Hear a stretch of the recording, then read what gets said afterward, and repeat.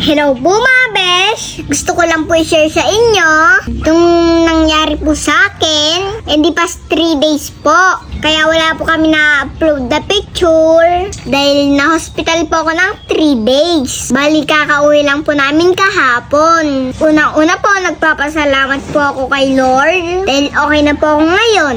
At okay naman po lahat ng result. Thank you po sa mama ko, kay Mama Ann. Thank you po. Kay Papang na pinag-drive po ako. Thank you din po kay Daddy na palagi nandyan. Salamat po. At sa mga tao nag-aalala sa akin, maraming salamat po sa inyong lahat. Maraming salamat din po sa hospital po na Just MC Bukas Center Victoria Tarlac, kung saan po ako unang dinala dahil na-dehydrate po ako. Sa napakagandang doktora po ng Just MC Center, Doktora Dison. Maraming salamat po, Dok, sa pag-aaktisaso po sa akin. Sa mabait po na nurse ng Just MC Center na nag-assist po sa akin hanggang sa ma-transfer po ako sa Tarlac Provincial Hospital or SDN. Maraming salamat po, Ate Nurse, Nurse Marivic Pabros. Hanggang sa hospital po, sumama po kayo. Thank you po. And sa lahat po ng staff ng Just MC Center, Bulo, Victoria, Tarlac, maraming salamat po sa inyong lahat.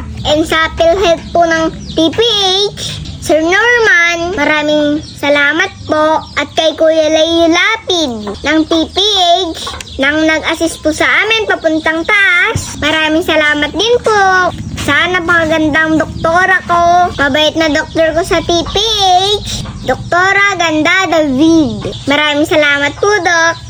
And sa mabait na nurse sa TPH or SDN, maraming salamat po. So, ayun po mga besh. Palagi po tayong mag-iingat. Lagi po tayong magdasal at kumapit kay Lord.